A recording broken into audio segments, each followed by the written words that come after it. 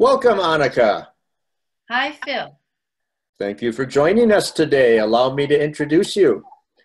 Anneke Lucas is a survivor and advocate for victims of sex trafficking and a public speaker and author on the subject of trauma, sexual abuse, and healing on the personal and global level. Anneke is also the founder and executive director of Liberation Prison Yoga, a nonprofit organization bringing yoga and meditation to jails and prisons. Anneke, what role does trauma play in spirituality? Thank you for asking that question, Phil. That question kind of sums up my life.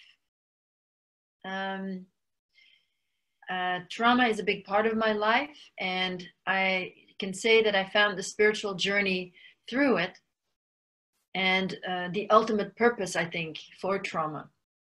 I take trauma as to be part of life for everyone.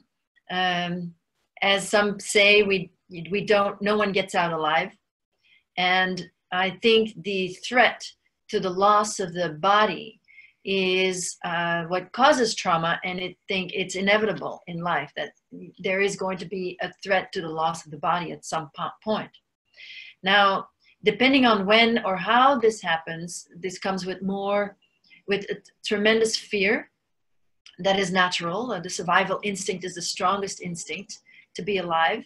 And with that comes a whole set of reactions and suppressed reactions often that form a longer period of trauma and a need for healing. In that need for healing lies a spiritual concept that is often overlooked. The ultimate goal, I believe, is for people to really understand and go further and go deeper in understanding, so that we know that we are not the body and that we can move beyond body consciousness, that we don't even have to stay in this realm of duality where the body, we come to play this role in this body. And we have to some degree, believe that we are the body in order to even live here. So while that belief is inherent with our existence here, the purpose, I believe, is to get beyond it and to move beyond the body consciousness and to become enlightened. That is to say, to move beyond our duality and to find the greater truth and about ourselves that is not attached to the body, that is the pure consciousness. So that is the greatest sense. And then within trauma, there is a tendency to sometimes bypass using the spirit to bypass the trauma. So I think it's actually the opposite, that the trauma is there and that feeling into the repressed feelings that are necessarily repressed in a moment of trauma. Like say there's abuse, there are several reactions, negative reactions that cannot be expressed in that moment, that would be too dangerous to be expressed. So feelings of anger, betrayal, and of course deeply pain are suppressed in the moment of the trauma and remain in the body-mind consciousness, stuck there as it were, and need to somehow be released. And it is in the connecting of these cut off feelings to the original trauma that an integration starts to happen. And that integration, I believe, is inherently spiritual, because integration forms union. That is to say, in this case, it is integration of feelings with the trauma that creates neural integration. A cellular integration takes place. That is a physical phenomenon that's been proven and tried and tested. And the way that feels is hard to describe, because a lot of people don't ever really have that experience. So it's like trying to describe the taste of an orange. You don't really know what it tastes like unless you actually experience it.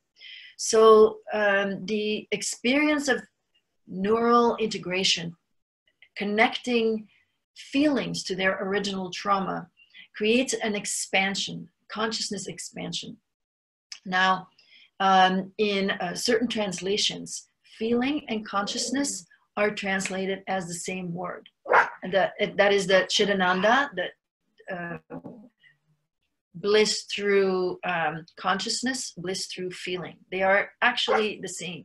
So I've experienced that through this kind of healing, where I've connected some disconnected parts that were disconnected and may have, acted up through certain triggers in my life when they were connected to the original trauma. And I was able to then grieve and integrate that experience into my body-mind system, live with it, move beyond it through going through it. Then I experienced this expansion, this awareness expansion, and everything changes. I change. Everything around me seems to change. My physical circumstances change through it. It's an experience of magic, and I do believe that it's inherently spiritual, that it is part of Dharma, that it is part of the spiritual path to reconnect with our feelings and to grow in that way. I think that is what emotional growth could be called, to that. Post-traumatic growth is called that. And then I think spiritual growth, to a certain degree, is also reliant on the way that we deal with our life. In spirituality, you can say, well, I'm going to change a bad habit, right? I have this habit of drinking caffeine. I'm going to change that because I want to be a better person. Now, when I change that bad habit, I may find underneath my attachment to caffeine certain feelings that I wasn't aware of before. And then perhaps it's not sufficient to just change the habit. Perhaps it's not sufficient to just change the mind pattern and to bring in a new thought, to change my thoughts. Perhaps the changing of my thoughts is going to bring out some things from that I've been hiding beneath the surface that need my attention. And so while I'm all for the coaching model where we change the mind to change ourselves, we don't want to gloss over any part of our experience. And so sometimes we need to go underneath and really deal with the trauma underneath it. Wow, that was beautifully put. Well said. And thank you for sharing your wisdom and insights and deep experience with us today. Very much appreciate your time, Anneke. Oh, it's my pleasure, Phil, always. Thank you for having me.